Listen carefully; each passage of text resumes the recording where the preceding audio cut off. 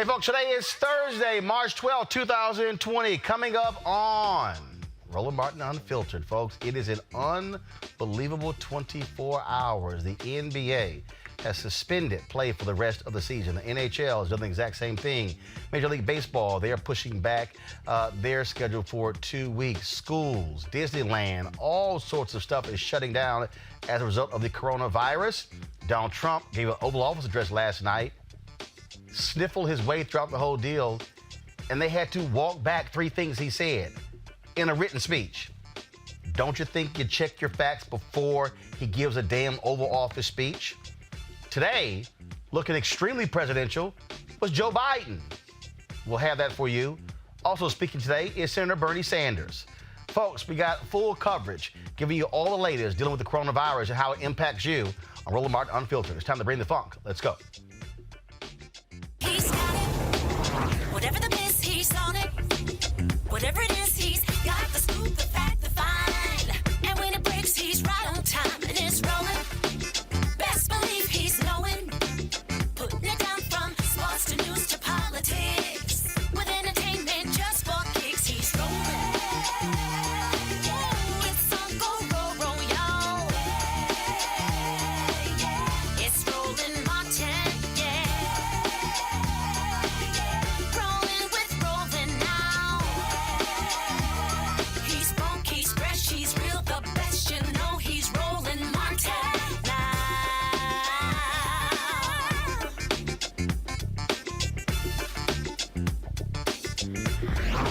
Martin. All right, folks, it was on February 27th, Donald Trump said that, we pretty much gotten 15 cases. We're going to have this thing down to 0. What has happened? First of all, stock market lost another 2,000 points today, the 4th largest drop in history.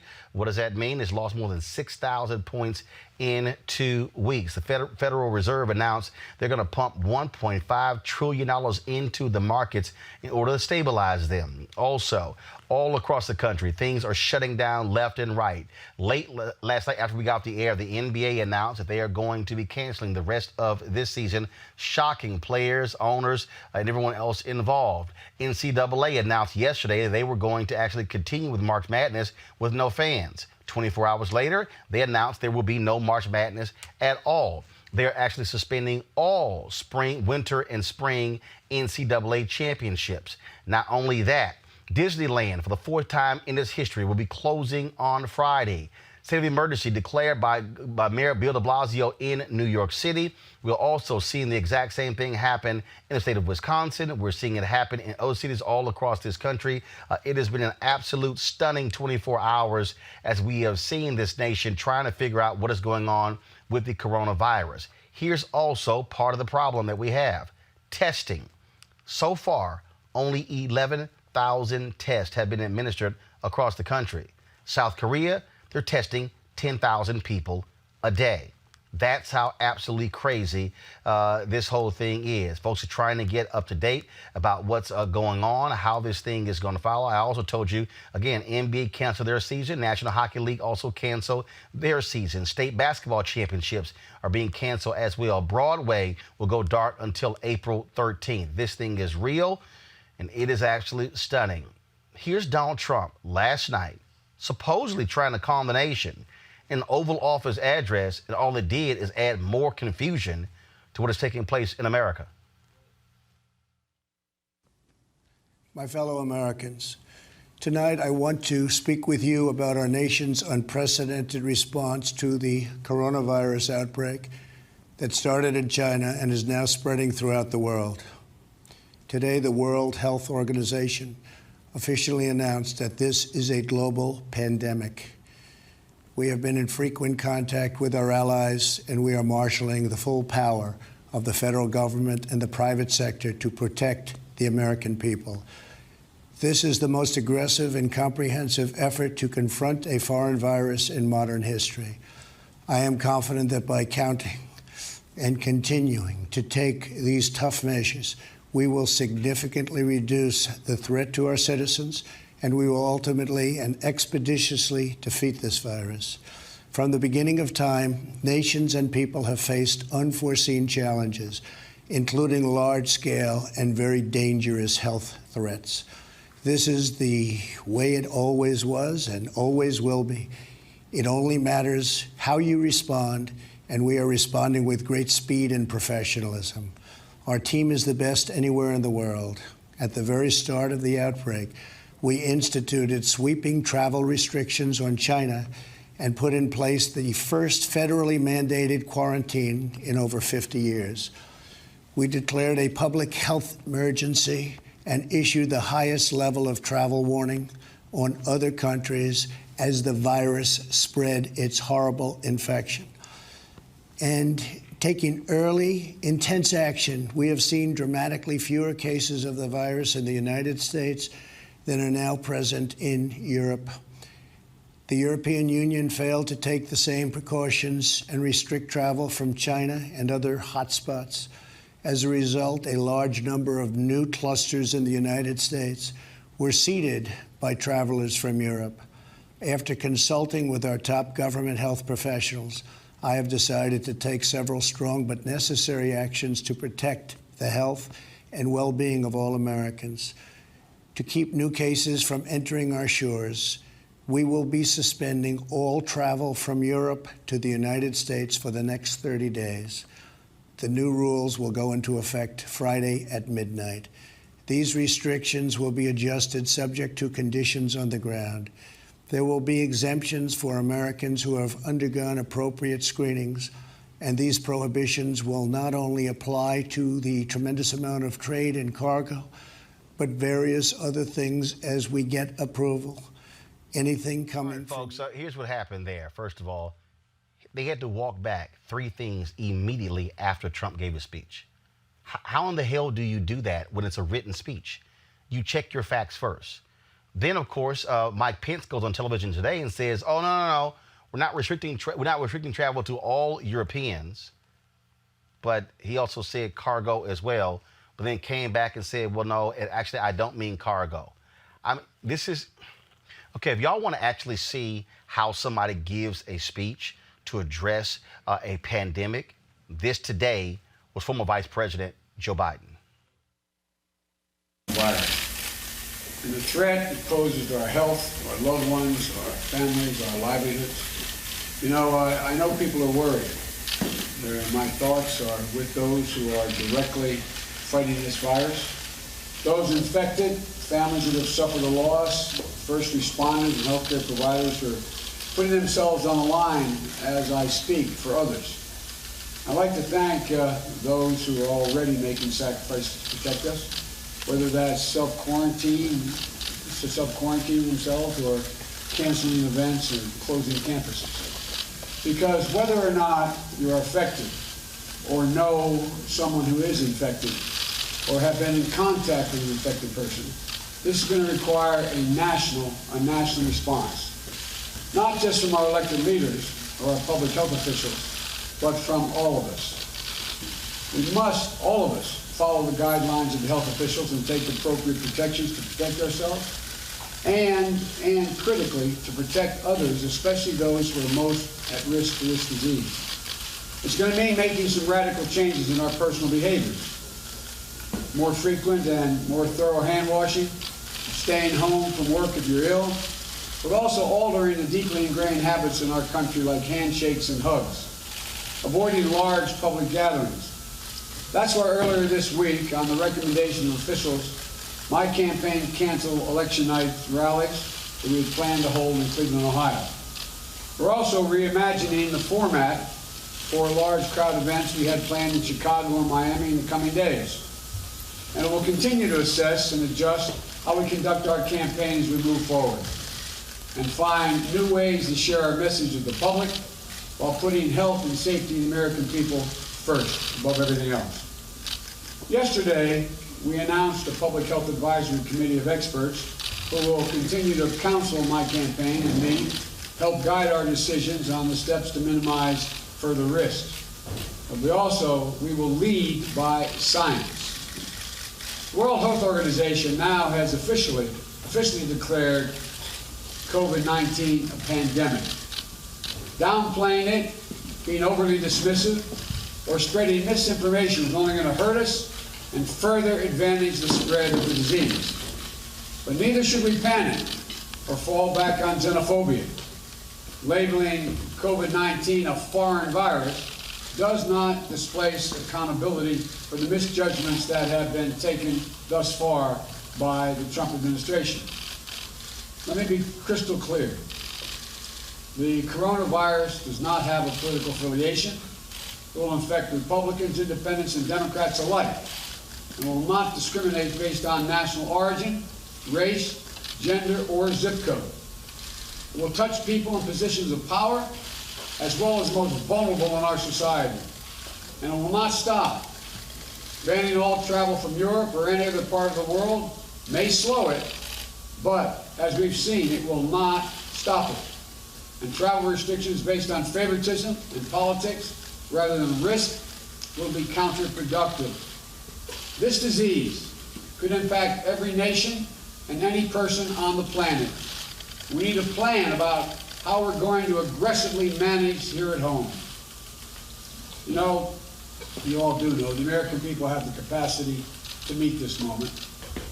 We're going to face this with the same spirit that has guided us through previous crises. And we'll come together as a nation, we'll look out for one another, and do our part as citizens. We have to harness the ingenuity of our scientists and the resourcefulness of our people. And we have to help the world to drive coordinated global strategy, not shut ourselves off from the world. Protecting the health and safety of the American people is the most important job of any president. And unfortunately, this virus laid bare the severe shortcomings of the current administration. Again, that was Joe Biden speaking earlier today, very critical of Donald Trump's administration and how they have handled this pandemic. A little bit later, Senator Bernie Sanders, he spoke. Thanks very much, everybody, for being here. In the last few days, we have seen the crisis of the coronavirus continue to grow exponentially here in the United States and around the world. And we have witnessed a global economic meltdown, which will impact millions of workers in our own country. In terms of potential deaths, and in terms of the economic impact on our economy, the crisis we face from the coronavirus is on a scale of a major war, and we must act accordingly.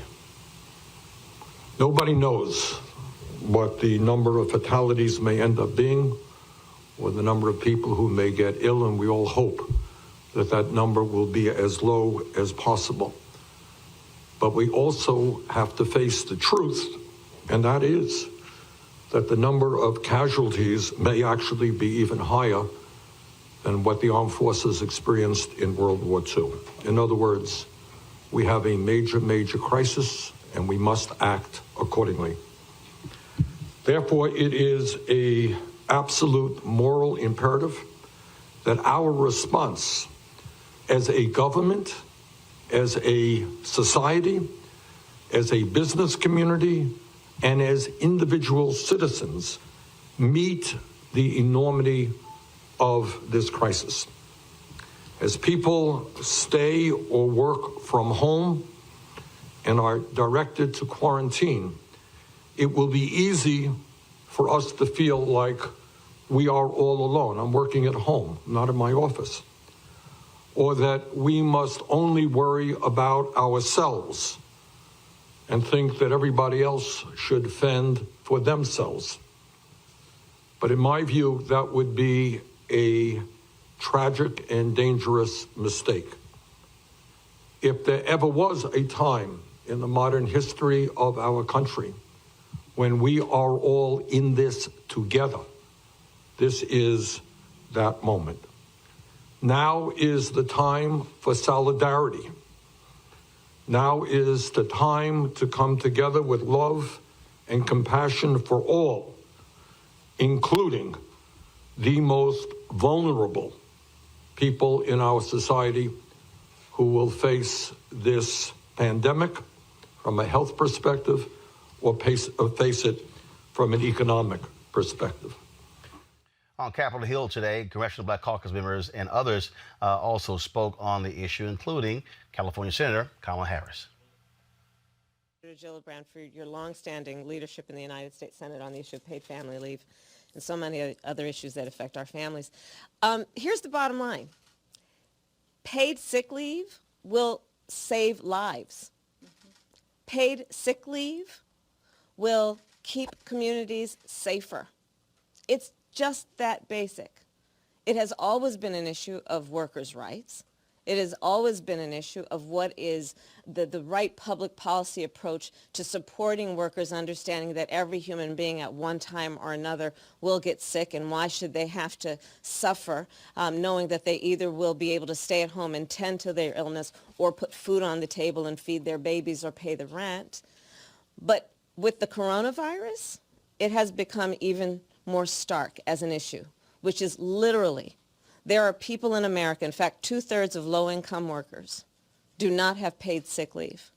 And when presented with the issue of whether they will stay at home while they're sick or feed their babies or keep a roof over their head, it is logical to believe that they will go to work so that they can keep taking care of their family. So in the midst of this public health crisis, let us understand that one of the most significant and effective ways that we're going to slow down this virus is to make sure that when people are sick, they stay at home, that they self-quarantine. So let's unpack the math on that. If you're sick and we don't want it to spread through the community, we want people to stay at home. If you are a low-income worker who does not have paid sick leave, if you're facing the choice of whether to feed your children or go to work, you're going to choose to feed your children, and that means going to work and perhaps spreading the virus. So what the House is proposing is not only right in terms of what we need as public policy in the United States, in terms of how we treat our workers, but this is a very smart way to address what is currently a very significant public health crisis in the United States of America. So again, I applaud Senator Gillibrand. I'd also just raise one more point. I serve on the Senate Homeland Security Committee, which is an oversight committee. And of course, part of our oversight includes over OPM. There are 2.7 million federal workers, and we have been asking the administration what they are going to do to ensure that those federal workers are receiving the kinds of protections they need as they do their job of working on behalf of the American people, often interacting every day with the American public. We have yet to hear a clear plan. Among the people who work for the Department of Homeland Security, again, we have oversight over that in the Committee on Homeland Security, TSA agents. We already have a couple of TSA agents out of San Jose, California, who have tested positive. And we have asked then Ken Cuccinelli and the administration, what is your plan to make sure that the TSA workers who... All right, well, that was Senator Kamala Harris there. What is quite interesting is that Senator Mitch McConnell made clear they were not going to take up the House bill they're moving forward on. He also said they were going to go to a recess next week, but he got blown up even by his fellow Republicans.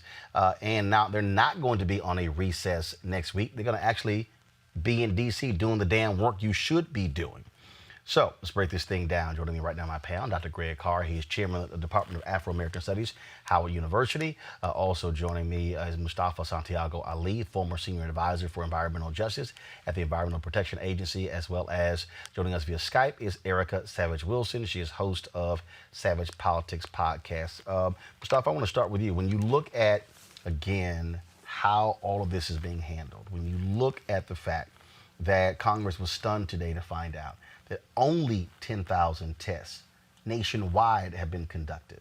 When you hear Trump, Pence, and others talk about how this thing is not spread across America, first of all, we don't know that because you have not seen the wide testing. When you have private labs, and you only have a handful of labs across the country who can even conduct the testing. I was watching a clip of a doctor on MSNBC, one of their medical experts, who said she recommended to one of her clients to go get tested. She couldn't even get her to get tested. South Korea, only 50 million people in that country. They with a chart yesterday showing 3,700 people per million who have been tested, 5 per 1 million in the United States. They in South Korea, they are testing 10,000 people a day. Australia, they've set up drive-through testing zones. All of those different things that they're doing, and for some reason, these folks, this response is just utterly nonsensical.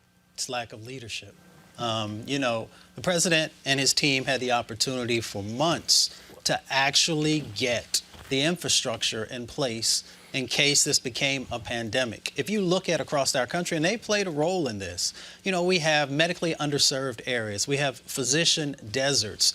So when we talk about the testing, we also have to talk about all of these communities of color, lower income communities that are already struggling in this space to actually have the basic infrastructure in place for folks to move in and be able to get the testing in place. Then we have to talk about the medical biases that have been traditionally in place as well, and address those questions as we move forward. But with all that being said, it all goes back to the president and his team and the lack of understanding of making sure that we actually have the right types of things that are in place. Ray, this is leadership.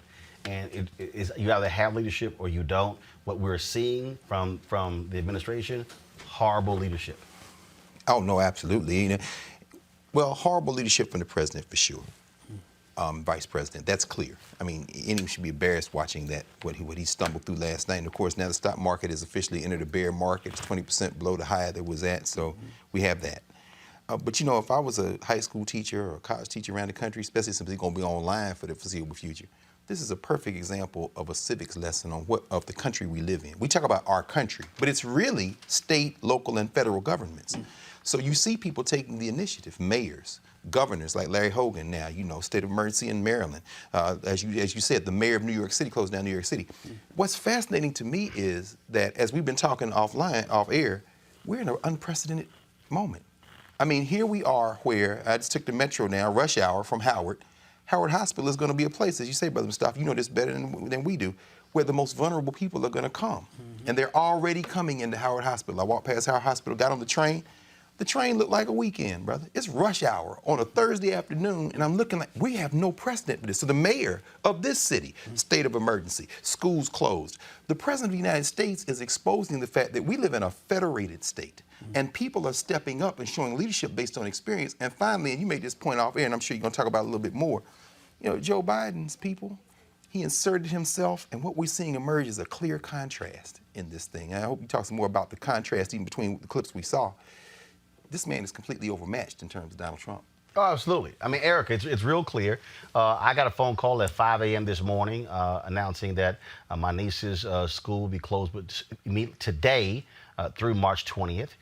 Universities all across the country doing the exact same thing. Dorms are shutting down. There are people who are on college campuses or in cities that are dominated by universities saying it's like a ghost town. But people don't understand that has a direct impact on where you eat, on groceries, things along those lines. Because if people are clearing out, then you don't have those services. And what you're dealing with right now is a crisis of confidence from people in this administration. They told us last week, at the end of the week, we would have 1 million tests available. That's a lie. They had to actually say the day before that Friday deadline, oh, we're actually not going to have it. And a month was wasted. Literally, a month was wasted because you had Donald Trump, who refused to even acknowledge the truth behind this. He stood in front of the cameras and said, we got about 15 cases. We're going to soon be down to 0. He was telling people on Twitter, hey, great time to buy stocks. At one point on January 10th, he was even touting, how the stock market gone up 11,000 in 3 years. And he was quoting Stuart Varney on Fox Business and how we've never seen this before. The Dow may hit 29,000, never in history. And then Trump literally saying things are going to get better.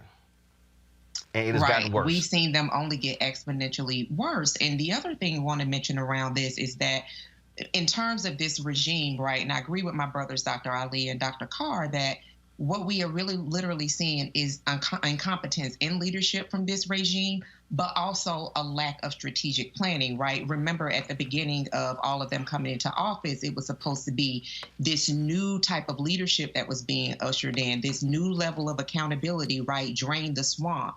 And so then also issuing all of these different attacks around media, and then also gutting people who should be serving, right, in these different seats to help us manage and get through a moment the way that we have, the one that we have right now. And then now there's no one left. There's only the liar in chief left. And then I want to just kind of peel back, as we've been talking about how we've seen states really act as presidents of their own state in terms of guidance and helping people really kind of move through this global pandemic crisis that we have, is that not only do we have kids that are leaving school, both in elementary, middle, high, and then on to college, but then when we think about that in terms of their families and the type of work that they have, think about those families who their job really does depend on them actually being present, that they don't have the benefit of being able to work from home. So now you have poor and low wealth people that are really kind of caught between, well, what is it that I can do to make ends meet, right? And then you have kids at home too that now they are, even more anxious and more stressed out because they're at home. That's another mouth to feed. So we're seeing this happening in schools and also for kids that are in college, because some of the kids that are at these Ivy League schools where, tuition is $80,000 a year, that now that those schools are closed and they're going to an online model, if those are first-gen college students, where are those college students going? They're already food insecure. So this just really highlights what happens when in an election, someone chooses to shake up, and then 60 million people get behind a person saying that they're going to shake up the system for a person that is shown over and over again, both in their business practices and any other medium that they've been in, that they don't have any type of real leadership qualities. This is what we end up with. It's now really every state, every community for itself to really protect the citizenry. Joining us right now, Dr. Oliver Brooks is president of the National Medical Association. He's a pediatrician in Los Angeles. In addition to that, he is the chairman of the Immunize LA Families Coalition and a board member of the California Immunization Coalition. Dr. Brooks, glad to have you on Roland Martin Unfiltered. Good day to you, Martin, and enjoying your program thus far in the comments. As a doctor, I mean, how do you assess what has happened thus far in terms of how the federal government has responded to this coronavirus pandemic? I will say that the response that I saw yesterday did not engender confidence. A lot of what we deal with as physicians is the patients, those we treat, have to have a confidence in us. So what I got from our commander-in-chief was not confidence. He let go Tim Zimmer, who was the National Security Advisor individual for public health and natural disasters. He wasn't replaced. Tom Bossert, Homeland Security, who was big on diseases, pushed out by John Bolton, not replaced. So now what we're dealing with is we're scraping together a response. We have not had a state of emergency declared. State of emergency declared would allow for other funds to be released, and there's some funds like myself in the community health centers specifically in the state of emergency. So now what I'm dealing with is a lack of tests, patients that have a lot of concerns, and I'm challenged to treat them properly. Also, at the end of Masons, we look at the health and the welfare of the African American community and communities that are underrepresented. We have to be concerned about things like if it gets strongly into the African American and poor communities, poor transportation, public housing, so we're living all on top of each other. Not great access to health care. So I'm sick. Not only will I not go to the doctor because I have to go to work, but I may not go to the doctor because I can't readily get to a doctor. The studies have shown clearly from the CDC that those that die from this are those that have comorbidities. So we, of course, as African American. First of all, what is that? What's that phrase? What is that? A comorbidity, just if you have some other illness, like in addition to you may have fever and may have been exposed to someone with COVID-19, you also have hypertension, COPD, pulmonary lung disease, diabetes. All of these things put you at higher risk of complications and or death from coronavirus. So if or when this hits the African American communities that are poor, underrepresented, it will devastate us. So that mortality rate that our leader told us, oh, don't worry about it, I have a hunch that it's not as high. And the Black communities, if COVID really starts to spread, the morbidity rate will be, in fact, high. But Doc, Doc, concerned about that. Doc, but here's the thing that I think is just so basic. Don't you, as a doctor or as a public health official, this whole notion of want to keep numbers low, don't you want to know exactly the extent of the problem to then know how do you treat it? How do you actually begin to fight this thing? Where is it strong? Where is it weak? I mean, so without data, you're just flying blind. So you're absolutely true. The 11,000 tests that have been done in this country equal to how many are done a day in other countries like Korea is unconscionable. We work with data. So once we get the information, we know this many people are testing positive. We get a better understanding of the asymptomatic spread. How many people actually have it that have no symptoms? The ages of those that are getting it. We need the tests. I don't know what to say. We were offered the tests. The WHO offered the test to the United States. United States said, no, we'll figure it out. Then they released the test, and the CDC found that they were faulty. So No, hold on, Doc. I want you to go over that again, because people don't realize that. The World Health Organization, they have been following this since the outbreak in China, other countries. They offered the United States exactly what? A test reagent that could be utilized immediately to start running tests and in large numbers. That was in January. And the United States said, no, we'll figure out our own, and the test... We'll get our own tests going. We'll get it run properly, coming out of FDA and CDC, and disseminate it. And the World Health Organization offered that to all countries. They said, we're going to give you all of the backup data and everything, but arrogant United States of America says, no. Donald Trump, we got the best people. We'll do our own. And now what they've discovered is that test is faulty. Well, it was faulty. It's now no longer faulty. But the point is, when you're developing your own test, it takes time. And that was critical time that was wasted because you need to be on top of this thing from the beginning. So right now, it is like you are building a plane while you are flying it. And it is a very uncomfortable situation. Wow. Up until 2 days ago, I couldn't even do a test unless the LA County Department of Public Health approved it because they had so few tests.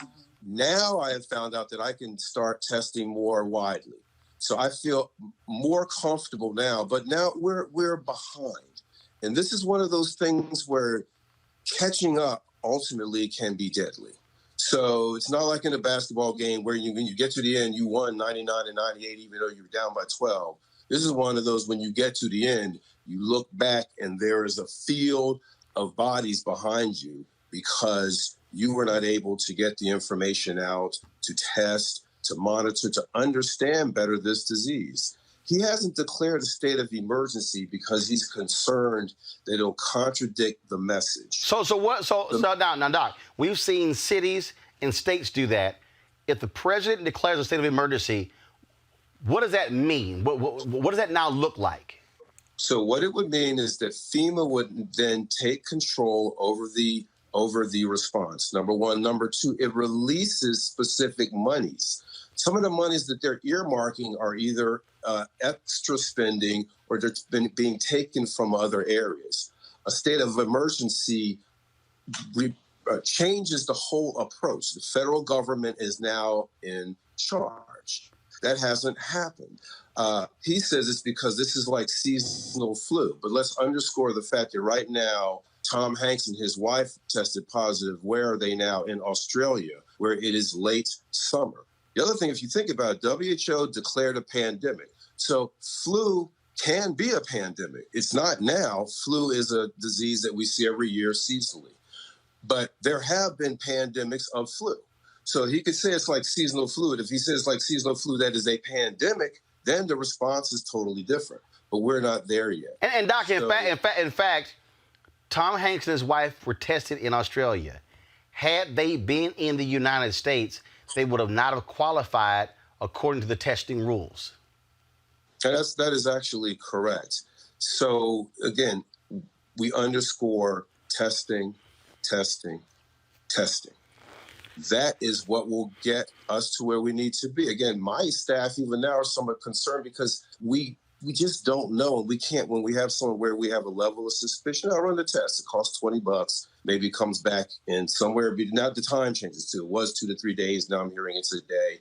But now when we can test, then we can allay people's fears. We can monitor. We can isolate. Basically, the approach is isolate, identify, isolate, and quarantine. That's the response to a public health infectious disease condition. And right now, the difficulty is identifying. Right. You can't really identify them. So again, that is our challenge right now. As you said, you're building a plane while you're flying it. Dr. Oliver Brooks, President, National Medical Association. We appreciate it. Thanks a lot. All right, thank you very much. Folks, again, one of the reasons why this show matters is because we want to, again, utilize our black health experts so you understand exactly what's going on. Doctors you know who you can trust, providing you the kind of information. So how did we even get to this? You know, where did this thing even come from? Not all these conspiracy theories you're hearing out there. Well, the folks at Vox Media put together this really, really great video. And it was sent to me today. And I said, you know what, let's go ahead and play this. And it just really lays out where the coronavirus came from and how this whole thing originated. You don't want to miss this, so check this out. When health officials in China admitted they had a problem. Health authorities have activated their most serious response level after an outbreak of a new type of viral pneumonia in central China. A rapidly growing number of people were developing a dry cough and fever before getting pneumonia. And for some, it turned fatal. Doctors have named the disease COVID-19, or coronavirus disease 2019, indicating that a type of virus is causing the illness. When they tried to trace its origin, they found a likely source: this food market in Wuhan. Out of the first 41 patients, 27 had been here. It wasn't conclusive evidence, but Chinese officials quickly shut down the market. They had seen this happen before at a place just like this. The health officials are trying to get a grip on an alarming outbreak of SARS. The virus originated in mainland China. Has spread across the country. The disease had been festering for months in southern China. In 2002, a coronavirus had emerged at a very similar market in southern China. It eventually reached 29 countries and killed nearly 800 people. Now, 18 years later, this coronavirus is in at least 71 countries and has already killed over 3,100 people.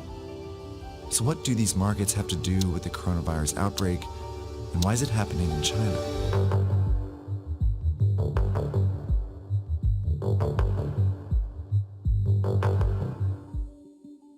A lot of the viruses that make us sick actually originate in animals.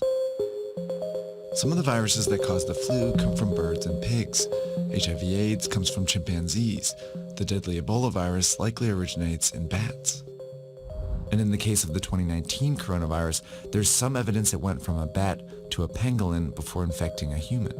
While viruses are very good at jumping between species, it's rare for a deadly one to make this journey all the way to humans. That's because it would need all these hosts to encounter each other at some point. That's where the Wuhan market comes in. It's a wet market. A kind of place where live animals are slaughtered and sold for consumption. It was not a surprise at all, and I think that it was not a surprise to many scientists. Peter Lee is a professor and expert on China's animal trade. The cages stack above one over another.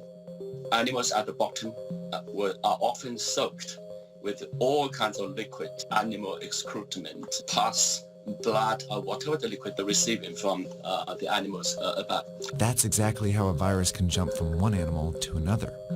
If that animal then comes in contact with or is consumed by a human, the virus could potentially infect them. And if the virus then spreads to other humans, it causes an outbreak. Wet markets are scattered all over the world, but the ones in China are particularly well known because they offer a wide variety of animals, including wildlife. This is a sample menu reportedly from the market in Wuhan. These animals are from all over the world, and each one has the potential to carry its own viruses to the market. The reason all these animals are in the same market is because of a decision China's government made decades ago. Back in the 1970s, China was falling apart. Famine had killed more than 36 million people, and the communist regime, which controlled all food production, was failing to feed its more than 900 million people. In 1978, on the verge of collapse, the regime gave up this control and allowed private farming. While large companies increasingly dominated the production of popular foods like pork and poultry, some smaller farmers turned to catching and raising wild animals as a way to sustain themselves. At the very beginning, it was mostly peasant household backyard operation of turtles, for example. That's how wildlife farming started to get off the ground. And since it started to feed and sustain people, the Chinese government backed it. So it was imperative for the government to encourage people to make a living through whatever productive activities they can find themselves in. You can lift yourself out of poverty. No matter what you are doing, that's okay. But then in 1988, the government made a decision that changed the shape of wildlife trade in China. They enacted the Wildlife Protection Law, which designated the animals as resources owned by the state and protected people engaged in the utilization of wildlife resources. That's one of the most devastating problems of the law, because if you designate the wildlife as a natural resource, that means it is something you can use for human benefits. The law also encouraged the domestication and breeding of wildlife. And with that, an industry was born. Small local farms turned into industrial-sized operations. For example, this bear farm started with just 3 and eventually grew to more than 1,000 bears. Bigger populations meant greater chances that a sick animal could spread disease. Farmers were also raising a wide variety of animals, which meant more viruses on the farms. Nonetheless, these animals were funneled into the wet markets for profit. While this legal wildlife farming industry started booming, it simultaneously provided cover for an illegal wildlife industry. Endangered animals like tigers, rhinoceroses, and pangolins were trafficked into China. By the early 2000s, these markets were teeming with wild animals when the inevitable happened. The latest on the deadly SARS virus, the worldwide death toll up again today. China has reported more than 1,400 cases of infection nationwide. It is what health officials have feared all along. In 2003, the SARS outbreak was traced to a wet market here in southern China. Scientists found traces of the virus in farmed civet cats. Chinese officials quickly shut down the markets and banned wildlife farming.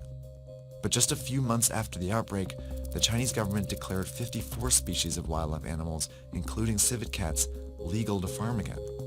By 2004, the wildlife farming industry was worth an estimated 100 billion yuan, and it exerted significant influence over the Chinese government. Wildlife farming industry was tiny in China's gigantic GDP, but the industry has enormous lobbying capability. It's because of this influence that the Chinese government has allowed these markets to grow over the years. In 2016, for example, the government sanctioned the farming of some endangered species like tigers and pangolins. By 2018, the wildlife industry had grown to 148 billion yuan and had developed clever marketing tactics to keep the markets around. The industry has been promoting these wildlife animals as tonic products, as bodybuilding, as sex enhancing, and of course as disease fighting. None of the claims can hold water. Yet these products became popular with an influential portion of China's population. The majority of the people in China do not eat wildlife animals. Those people who consume these wildlife animals are the rich and the powerful, a small minority. It's this minority that the Chinese government chose to favor over the safety of the rest of its population. These parochial commercial interests of small number of wildlife eaters are hijacking China's national interest. Soon after the coronavirus outbreak, the Chinese government shut down thousands of wet markets and temporarily banned wildlife trade again. Organizations around the world have been urging China to make the ban permanent. Chinese social media in particular has been flooded with petitions to ban it for good this time.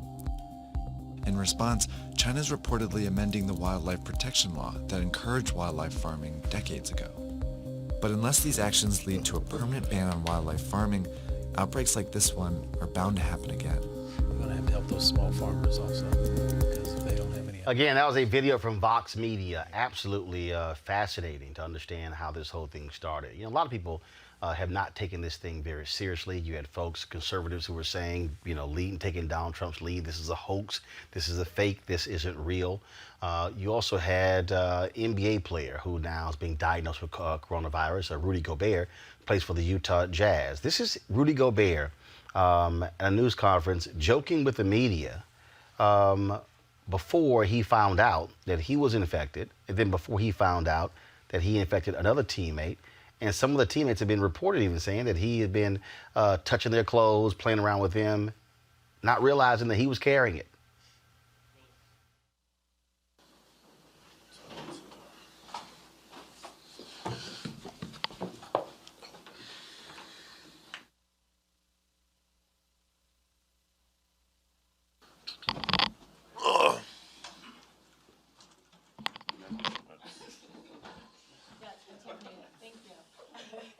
Now, Rudy thought that was cute.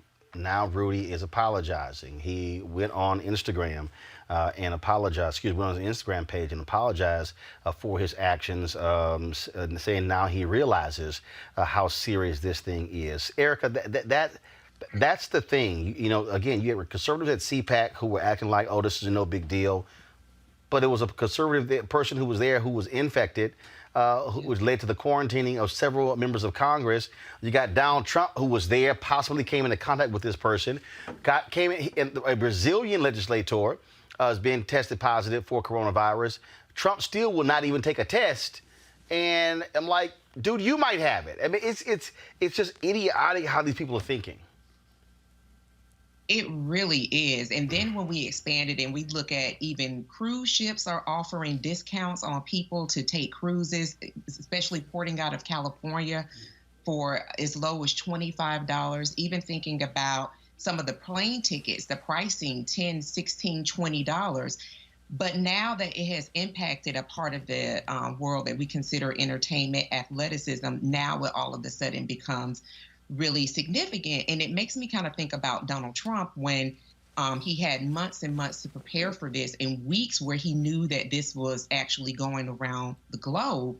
And that the only reason that he began to pay attention to it is when the market started on their downward trend last week and just continued to go down. So I think what's really happening as we kind of like pull back and we look at all of this is really to understand that this pandemic is here. Right. And so that in our own way, no matter what it is that we do, to be very, very careful about the way that we're actually interacting with other people. Social distancing, even if people aren't displaying any symptoms right now, is something that people in companies and organizations are definitely moving towards. And so I think that unfortunately, as people are seeing this part of the world being touched, that they're making it more seriously. But if we had leadership first and foremost, that would have done what Joe Biden said, which was said in his speech, to make it about the health and safety of American citizens. I think that when that's the tone from the top, then every other sector that kind of rolls up under that can really have that same display of seriousness, not after the fact, but well before. Here we go to my iPad. This is the statement from Rudy Gobert. He posted on his Instagram page. I want to thank everyone for the outpouring of concern and support over the last 24 hours. I have gone through so many emotions since learning of my diagnosis, mostly fear, anxiety, and embarrassment. The first and most important thing is I would like to publicly apologize to the people that I may have endangered. At the time, I had no idea I was even infected. I was careless and make no excuse. I hope my story serves as a warning and causes everyone to take this seriously. I will do whatever I can to support using my experience as a way to educate others and prevent the spread of this virus. I'm under great care and will fully recover. Thank you again for all your support. I encourage everyone to take all of the steps to stay safe and healthy. Love. One of his players, Donovan Mitchell, also posted on Instagram his comment. Let's pull that up, please. And, you know, he spoke to this issue as well.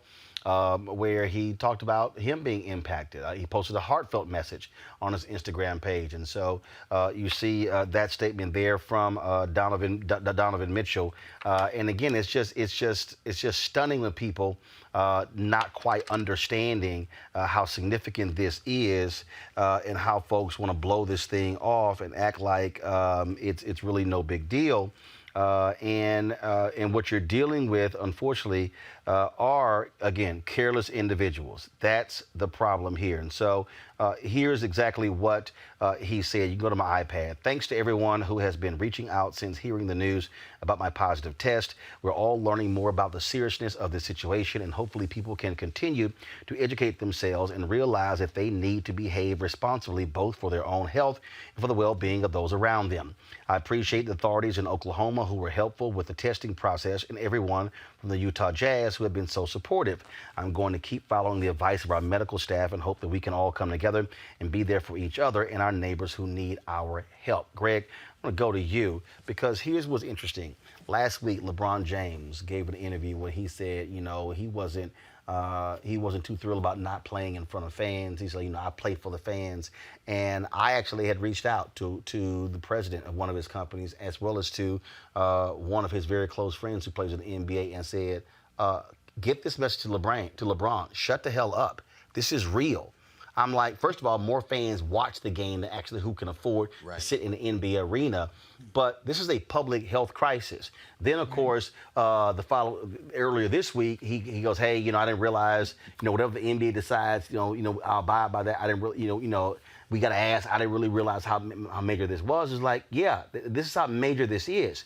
You know, when you talk about these players, it's not just them infecting other players, but it's also security personnel who they came in contact with, people who work for the team as well, individuals who are not multimillionaires. If you had a car service who drove you to the game or who picked you up, you now put that person at risk in their family.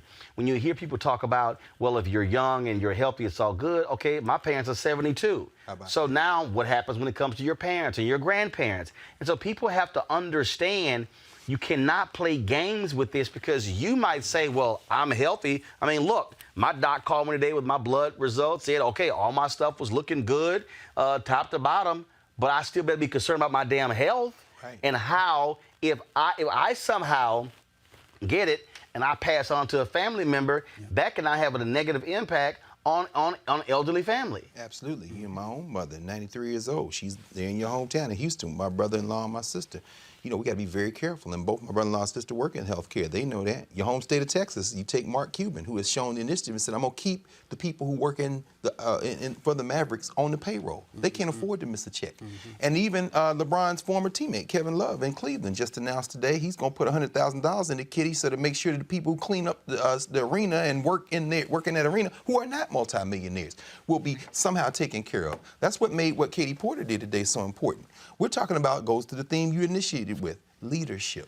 Leadership isn't just the president of the United States. It's people with resources saying, no, I'm going to look out for these people. It's a governor like Larry Hogan. Forget the politics for a moment. He said, look, nobody can have a meeting bigger than 250 people, and you got to be 6 feet apart. Social distancing. Well, look, everybody can show I was going to have my school choice is a Black Choice Town Hall next week in Prince George's County. I was going to wait till next week, and I'm like, look, bottom line is, you know, we probably wouldn't have anywhere from 300 to 400 people out there. I said, no, we're postponing it. Cancel it. I mean, like, to me, that was a no-brainer. I mean, again, you have to be smart. We made the decision on the National Association of Black Journalists. We postponed all of our regional conferences, all of our short courses, and we're monitoring the situation to see how it impacts our national convention. This is what is happening, Mustafa, across this country. And I think people also, somebody just posted this and I saw it. They said, you know what? I don't necessarily know if people realize how nasty some folks are. People do need better personal hygiene, but we should anchor this also in the science and the facts. So we know we have over, 330, 360 million people in our country. If we have 1% infection rate, we're talking about 3 million people. 2%, 6 million, 3%, 9 million. That's a lot of folks. Then you look at the infrastructure inside of our communities, going back to what we were talking about with the young brothers who are playing, playing in the NBA. Our communities don't have the infrastructure to deal with this yet. So, and as Dr. Brooks, well, in fact, it's just the nation. In fact, I mean, the medical experts are even saying we can't have everybody running the hospitals to get tested because the hospitals are not constructed to handle that number, that influx of people. That's correct. But when we look at where African Americans and Latinx people are living, you know, we've had hundreds and hundreds of hospitals that have closed. Again, we have the physician deserts. So we've got to be very mindful of the fact that, yes, we may be young and strong, but as you said, our mothers, our grandparents, my mom just got over pneumonia twice in the last couple of months, so I have to be extremely careful when I'm going back home and engaging with her. I got a sister who's one of my attorneys who's in his early 50s who just got pneumonia. I mean, you can't play. You can't play with coronavirus having pneumonia.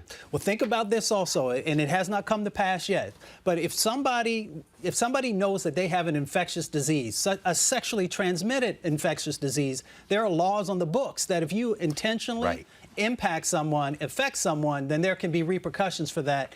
I know this is a different situation, but we may get to a place where people know. We just had somebody got on a plane at LaGuardia, and then when they got off the plane, they told folks that they actually had the virus. So that's a case where you knew you were sick and you still put other people's lives in danger. So we're just going to have to think about these things, and folks are going to have to figure out how they're going to deal with them. Well, and when you talk about just the utter nonsense that you hear coming out of the mouth of Donald Trump, how this man is so ignorant, he is so irresponsible that he will just say whatever the hell. He sat there, he has repeated over and over and over again that, well, if somebody if someone needs to get tested, it's not a problem. Oh, he's reached out to the insurance companies. They've said, no, we didn't say we're going to pay for the testing. They said, we will waive the copay. We're not paying for the testing. They also have the power. Greg mentioned Congresswoman Katie Porter of California. This is what she did today, challenging the director of the CDC on this very issue. Watch. Dr. Kadlik, for someone without insurance, do you know the out-of-pocket cost of a complete blood count test? No, ma'am, not immediately. Do you have a ballpark? With a copay, ma'am? No, the out-of-pocket, just the typical cost. I do not, ma'am. Okay, a CBC typically costs about $36. What about the out-of-pocket cost for a complete metabolic panel? Ma'am, I'd have to pass on that as well. You have any idea? You want to take a ballpark? I would say $75. Okay, $58. Getting closer. How about flu A? The flu A test. Ma'am, again, I would take a guess at about maybe 50. 43. Flu, this is like the Price is Right. Flu B. Too high again. I would probably say 44. That's good. How about the cost of an ER visit for someone identified as high severity and threat? I'm sorry, ma'am, what was the question again? How about the cost of an ER visit for somebody identified as having high severity or high threat? High severity, but ma'am, that's probably about $3,000 to $5,000. Okay. That is $1,151. This all totals up to $1,331. That's assuming they aren't kept in isolation.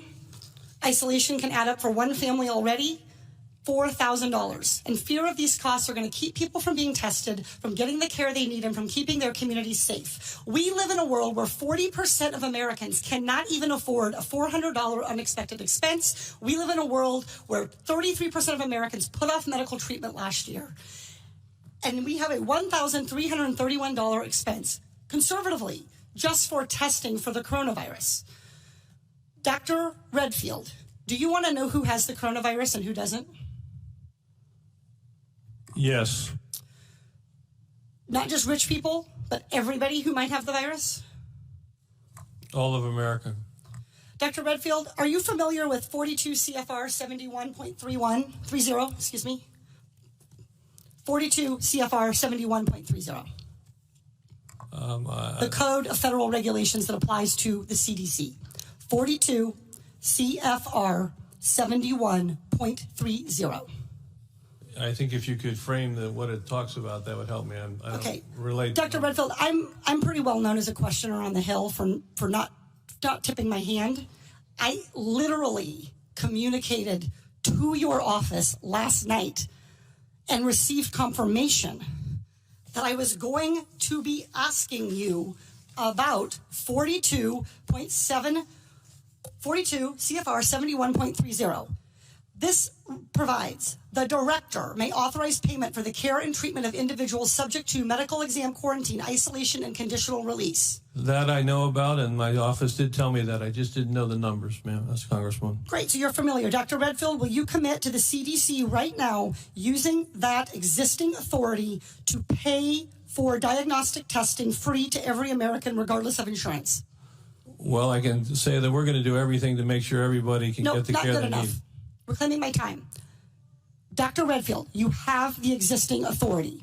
Will you commit right now to using the authority that you have vested in you under law that provides in a public health emergency for testing, treatment, exam, isolation without cost? Yes or no?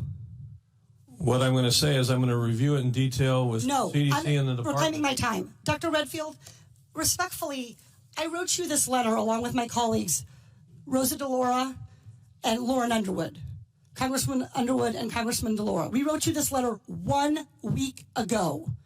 We quoted that existing authority to you, and we laid out this problem. We asked for a response yesterday. The deadline and the time for delay has passed. Will you commit to invoking your existing authority under 42 CFR 71.30 to provide for coronavirus testing for every American, regardless of insurance coverage? What I was trying to say is that CDC is working with HHS now to see how we operationalize that. Dr. Redfield,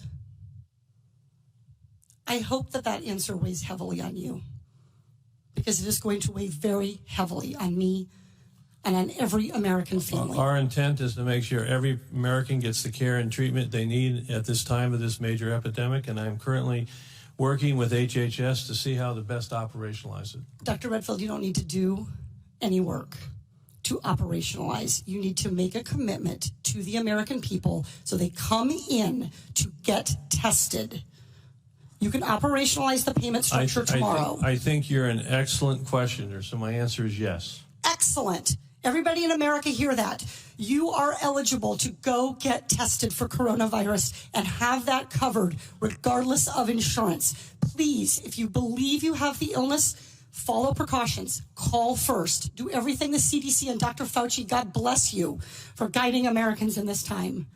But do not let a lack of insurance worsen this crisis. And I would just like to echo what you said. It's a public health, a very important public health, that those individuals that are in the shadows can get the health care that they need during the time of us responding to this outbreak.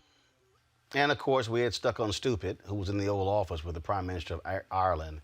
This is what this dumbass said. Thank you all very much. It's an honor to be with the Prime Minister of Ireland. We've known each other now for quite a while, and we have a great relationship with Ireland, and we have a lot to discuss.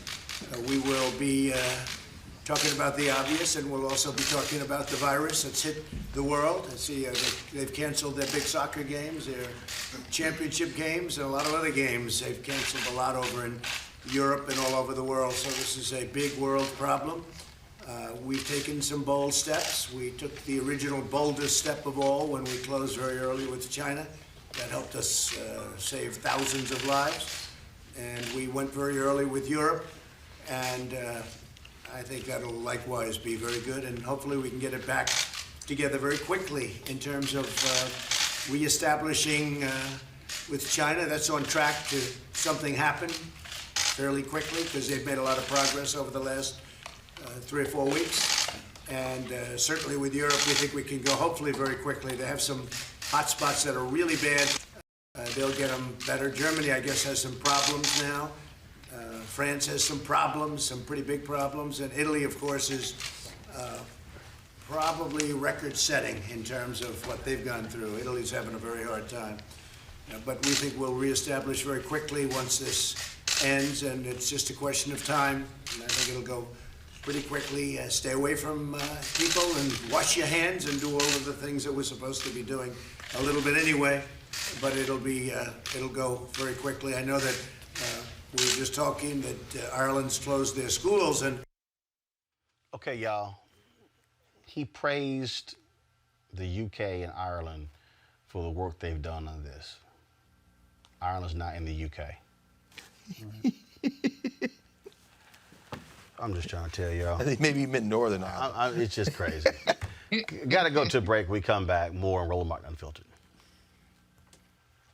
You want to check out Roland Martin Unfiltered?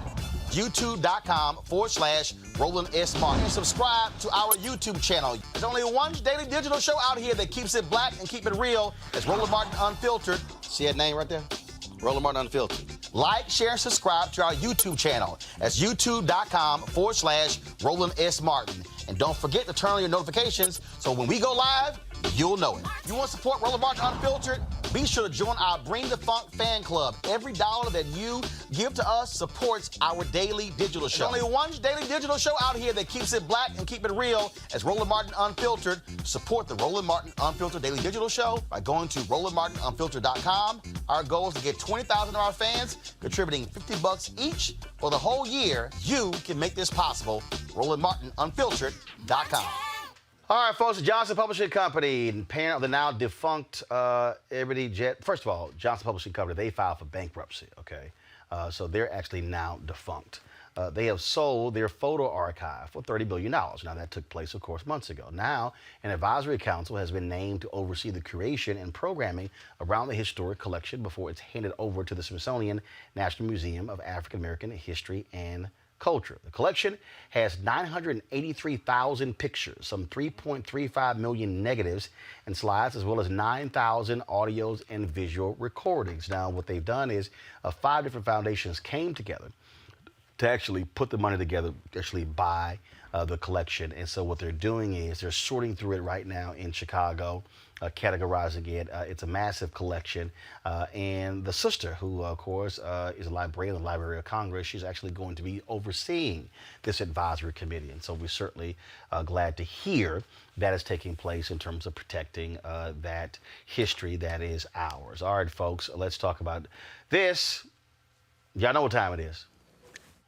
Charcoal grills are allowed. I'm white. I got you, Carl. Illegally selling water without a permit on my property. Whoa! Hey! You don't live here. I'm uncomfortable. All right, folks, a brother tried to enjoy a day at the amusement park, but a white man called him out of his name, and it did really go over quite well.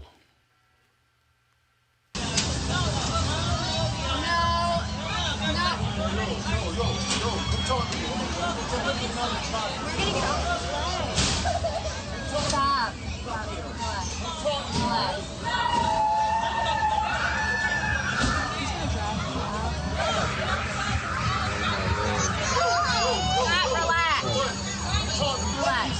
Relax. Let's get off.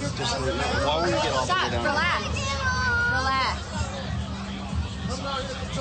Fuck you, stupid neighbor, man. Oh my God. Stop. You gotta get up off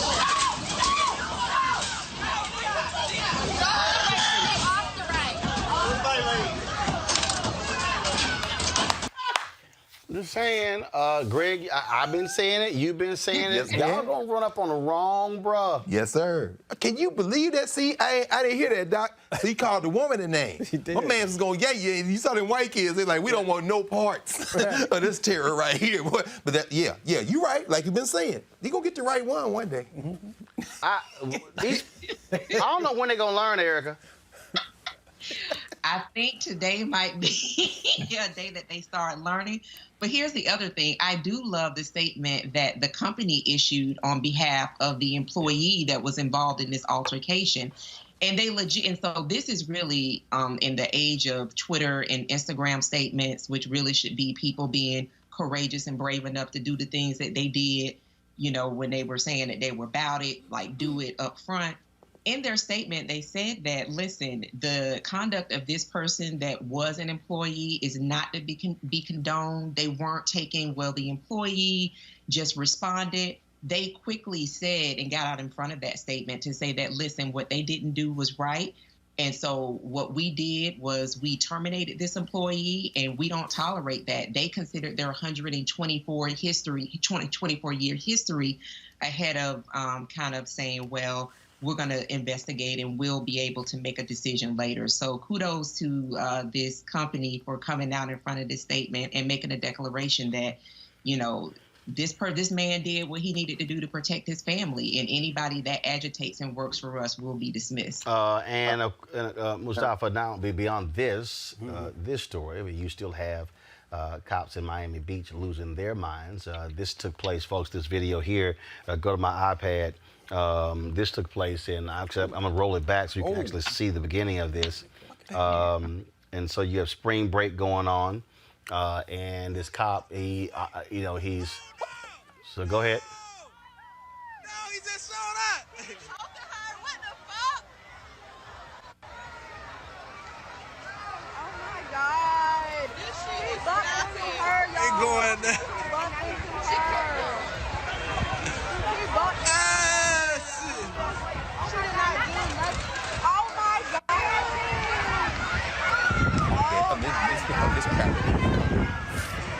This is absurd. Shoot, man. I know they're not shooting people. Hey, y'all, he choked her. It's a movie. And I don't know. Man, these niggas shooting out this bitch. Paint guns or don't matter. I'm close in my way. Man, he Video's been circulating. And again, it's part of this issue that and again, we don't quite understand, what led to this aggressive action, but it also speaks to, again, how police take an aggressive position first, as opposed to how do you de-escalate a situation. Well, for me, it continues to be a part of the dehumanization of people of color. But at the same time, those are young girls that are there, and for grown men to feel that they need to run and tackle them like they're in the NFL says something. And then for folks to also move in, whether it's with guns that have rubber bullets in it or live bullets in it, also sends a message to what looked like the majority of folks who were there were, students of color. So, we have got to do something about this military-style policing that continues to happen in non-military situations. And I've also been a huge proponent of us making sure that also anyone who puts on the badge has to have psychological testing, and not just before you get the job, but also as you're going through it. And Doc, you are much more of an expert in this area than I am, in making sure that folks have not got to a point in their career where they no longer to be on the street. No, I think, I agree with you, Doc. It's interesting. I wouldn't call those men. They certainly have on uniforms, but they're not men. These are underdeveloped human beings. I wonder if those were white girls, if they had tackled them. To see a piece of a man run down a street and give a side body block to a girl. Now, first of all, that's just one video, Greg. This actually, I'm gonna let it go and finish your point. No, I'm gonna let this run continue. I'm gonna restart the video because there was another incident that took place 6 days ago. Same thing, Miami Beach, where they pretty much body slammed this sister who was from North Carolina, 25 years old. And so I'm trying to do a reset right now. I'm on the Miami Herald website, and let me see if I can reset this. They don't have it where you can rewind their videos, so here we go. I think we can go ahead and get this to play. I'm gonna have to go back and find the video here because it's how they actually do their videos is a lot different. So let me go if I can try to find it. Go right ahead with your comments. I'll try to find it. As we're talking about this, I mean, it's spring break season. We've got this coronavirus out here. And I've had some concern. I'm listening to students talk about, as we heard Erica say a minute ago, talking about picking up cheap flights. You've made it there. You're enjoying yourself. You're doing whatever you're doing. We know, and I'm sure we've all seen this. These white students coming out. Go ahead. Okay, go ahead, yeah, no, please.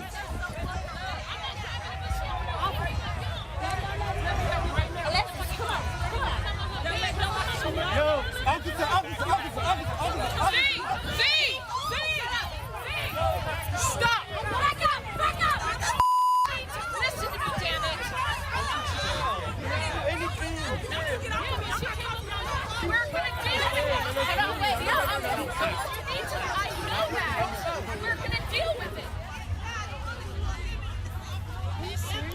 Oh my God, no! Yo, bro! They used that violence on a woman for one. It took 5 of them, and it was one of her. That's messed up. We can't enjoy ourselves and trust y'all with us. But we get rowdy, it's okay to calm us down. We know how to calm down, but then y'all turn around and slam her. 5, 6 against 1. No, that's messed up. Again, that was from the Miami Herald there. And she said she was just frustrated. She was trying to gain entrance, and they say there was an altercation with the security guards there. That's what they say, and then they said that's why it required her to be body slammed that way. And the guns? And the guns in both. You know, Malcolm X said this many years ago. He said, you never see one of them come after one of us. You never see one of them come after one of you. This swarm mentality. This piece of a man tackles a child. Another one, you hear the girls say they use their violence against us. They use their violence against women. And then the rest of them surround with their pumped up, probably steroid-fed biceps. Then this piece of a woman comes along with her finger on her trigger, they stand there and create a periphery. What we're seeing is whiteness at its finest. See, whiteness depends on, as you said, Doc, on reducing the humanity of others. They're protecting an imaginary concept. But I'm going to tell you what, they're going to keep it up. And they're going to keep it up. And at some moment, see, this is the tension of it. I don't wish anything on anybody. But if you tackle a child like that, and then the thing escalates, and you look up and realize that you're surrounded and you don't have enough police cars, and some of those police look like the people you're harming, this thing could very easily turn left. And once it turns left, it's not going to course correct. There's going to be violence met with violence. And that's what Malcolm, Martin, everyone else, Ida B. Wells in the 1920s and 30s said, you know, this isn't about the lynching. Lynching isn't about the violation of white women. Lynching is about them putting black people back in their place. And this violence is about you Negroes are not going to be human. We're going to impose our will on us, which is why Ida Wells said a Winchester rifle should occupy a place of honor above the hearth of every home. They're gonna learn one day that we might learn about that Second Amendment, and on that day we might see a different kind of America. You can't keep doing this. Erica, I do want to go back to the coronavirus for a second. I want to get your thoughts on this here. Michael Steele posted a tweet. He works with a particular commission that deals with voting, and they want to suspend the rules to allow mail-in voting. Just your thoughts on this. I mean, as this coronavirus thing continues, remember, you got primaries taking place on Tuesday.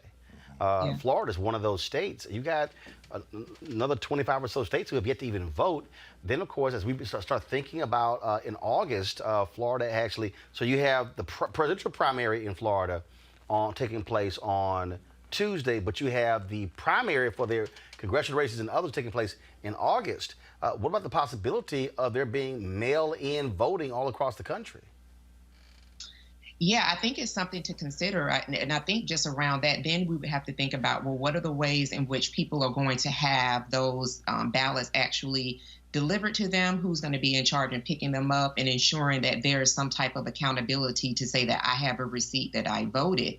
And I think that's important to bring up when we're talking about Republicans who, for lack of better wording, are just really offspring of the current regime right now because they're all off of one sheet of music, all singing in one note, is that they are actively participating in voter suppression. And when I'm talking about actively participating, talking about looking at the Secretary of States and how they're actually helping their municipalities, helping those people move through their elections, right? You have folks that work on the within their cities to do that as well.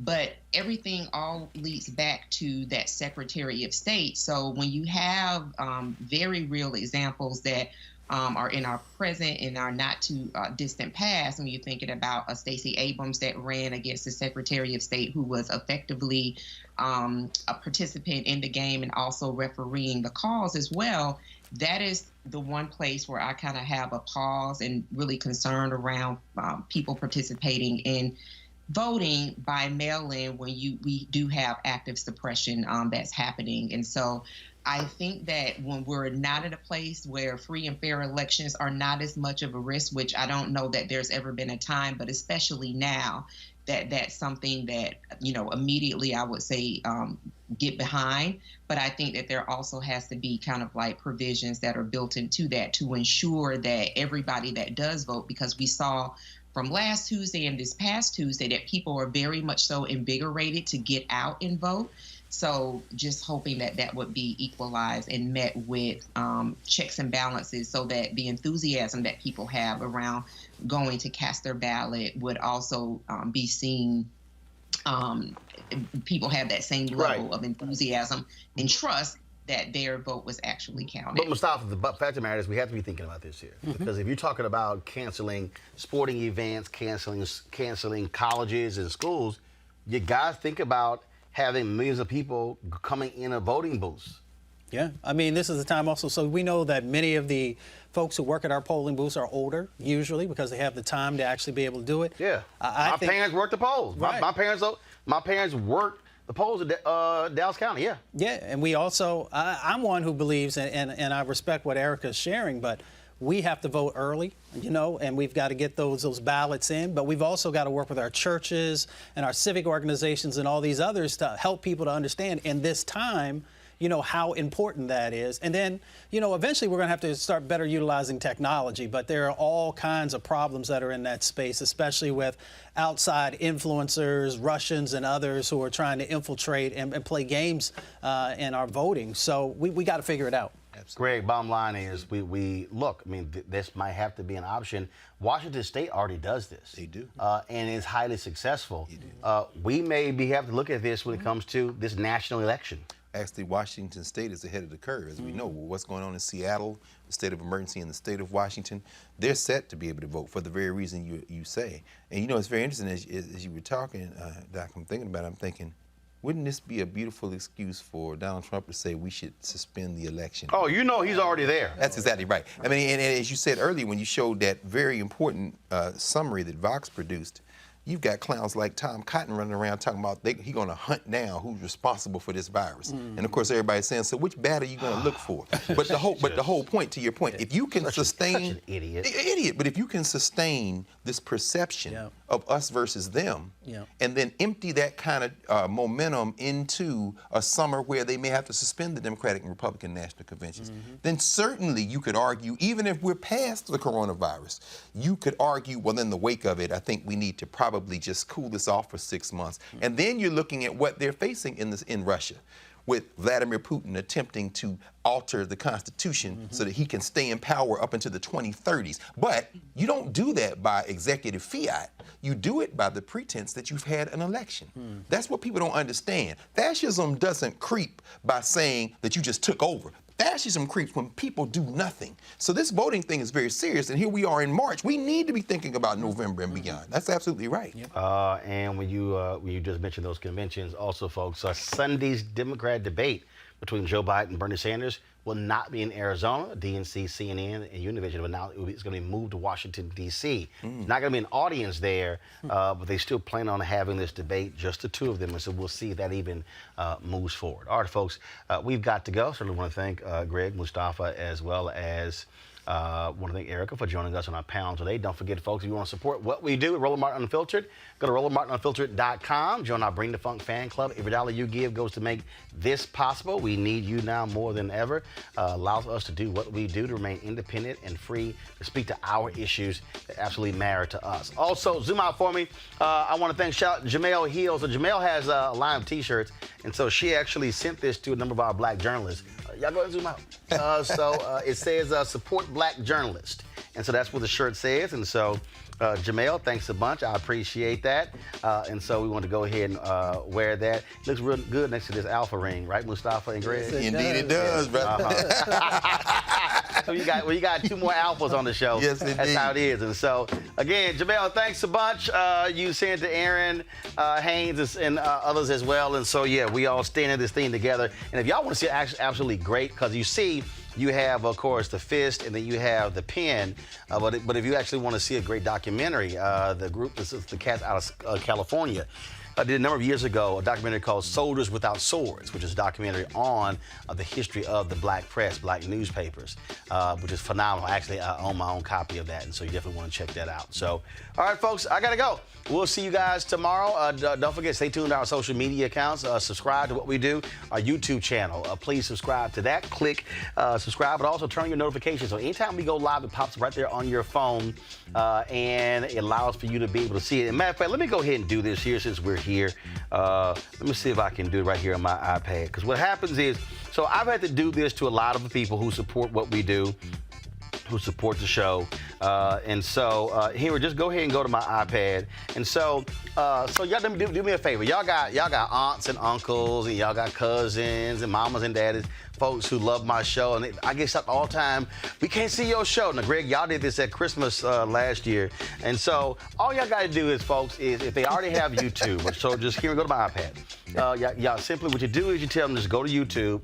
Pull YouTube up, and then just go to search box, and I want you to just type in Roland Martin. And so what's going to happen is Roland Martin's going to come up, and then you simply go to my channel. Just go to the channel. That's all you got to do.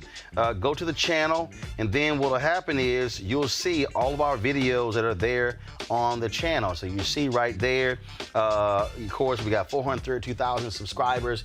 This is a live stream of the show. 2,168 people are watching right now. It got as high as 2,700 while we are live.